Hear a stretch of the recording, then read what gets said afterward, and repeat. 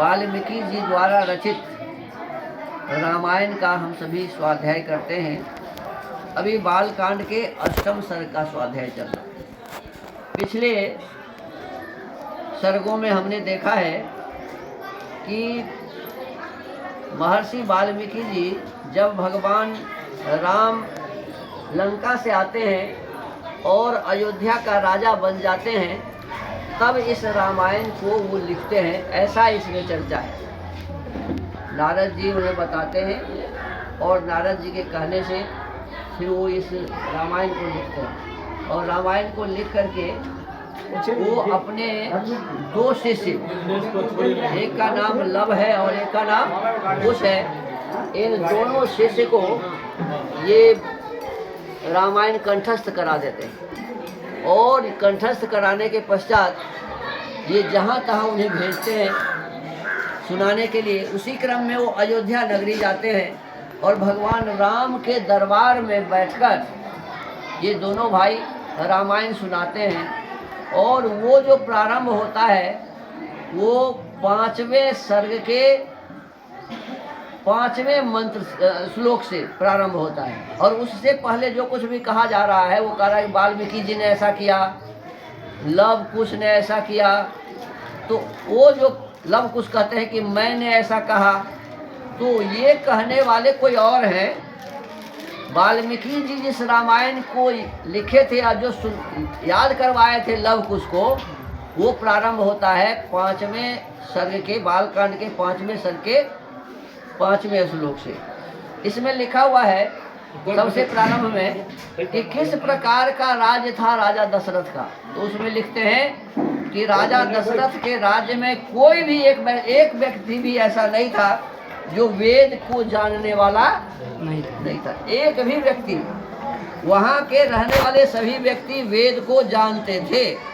देख लिखा है अग्निहोत्री, उस राज्य में जितने भी लोग थे क्या थे? अग्निहोत्र करने वाले थे। सम दम आदि उत्तम गुणों से संपन्न, माने सभी इंद्रियों पर बस था, सबको अपने मन पर अधिकार था। और 6 अंगों सहित, लेकिन लिखा हुआ है 6 अंगों सहित संपूर्ण वेदों के पारंगत विद्वान श्रेष्ठ ब्राह्मण उस पुरी को सदा घेरे रहते थे। माने अयोध्या जो राजा दशरथ का राज्य था उसमें 6 अंग अर्थात शिक्षा, कल्प, व्याकरण, निरुक्त, छंद, ज्योतिष, इन 6 वेद के अंगों सहित ऋग्वेद, यजुर्वेद, सामवेद, अथर्ववेद के विद्वान उस पुरी को घेरे रहते थे। अर्थात सभी ब्राह्मण उस समय चारों वेद और 6 अंगों को जानते थे। इसमें लिखा हुआ है कि राजा दशरथ स्वयं वेदों के प्रकांड विद्वान थे।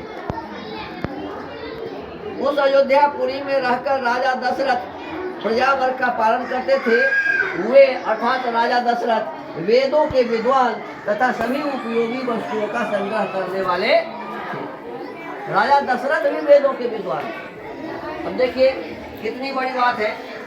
आगे लिखा हुआ है कि उस पुरी में कोई भी एक भी व्यक्ति ऐसा नहीं था जो 6 अंगों को न जानने वाला है। वेद के 6 अंगों को न जानने वाला, व्रतहीन, सहस्त्रों से कम दान देने वाला, दीन, विक्षिप्त चित्त अथवा दुखी भी कोई नहीं था। अयोध्या इस प्रकार का राज्य था जिस राज्य में 6 वेदों के अंगों को जानने वाला सभी थे। कोई भी गरीब नहीं था, कोई भी पागल नहीं था, कोई भी विक्षिप्त नहीं था, कोई माने ऐसा कोई भी व्यक्ति नहीं था जो कम से कम 1000 रुपया का दान देने वाला नहीं है। तो इस प्रकार के ये अयोध्या का राज्य था। और उसी राज्य में राजा दशरथ राज करते थे। हम आप जितने भी लोग हैं, यहाँ इसमें लिखा हुआ है कि राजा दशरथ न्यायकारी थे, सभी प्रकार से न्याय करते थे, सबके साथ न्याय करते थे, किसी के साथ भी अन्याय नहीं करते थे। देखिए लिखा है कल्याणमयी पुरी का इंद्रतुल्य तेजस्वी राजा दशरथ न्याय पूर्वक शासन करते थे। माने अन्याय नाम का कोई चीज उस राज्य में नहीं था। वहाँ के मंत्रियों के बारे में लिखा हुआ है कि जितने भी वहाँ के मंत्री थे सभी विद्वान थे और सब प्रकार के गुणों से युक्त थे। महाराज दशरथ जी के जो अयोध्या है, उस अयोध्या के राज्य को चलाने वाले जो लोग थे, उसमें उनके मंत्री का नाम लिखा है धृष्टि, जयंत, विजय, सुरास, राष्ट्रवर्धन, अकोप, धर्मपाल और 8वें सुमंत्र। ये सभी अर्थशास्त्र के बड़े विद्वान थे और उनके सलाहकार समिति में लिखा हुआ है महर्षि वशिष्ठ, वामदेव, इसके बाद में सुयज, जाबाली, काश्यप, गौतम, मार्कंडेय, कात्यायन, ये सभी वेद के बहुत बड़े बड़े विद्वान थे। तो जिस राजा के सलाहकार इतने बड़े बड़े विद्वान होंगे, वह राज्य क्यों अच्छा नहीं होगा। जहाँ के मंत्री बहुत ही उद्भट विद्वान हो, समझदार हो, बिना आदेश का कोई काम करने वाले न हो, नियम से काम करने वाले हो, तो ऐसा राज्य अच्छा क्यों नहीं होगा।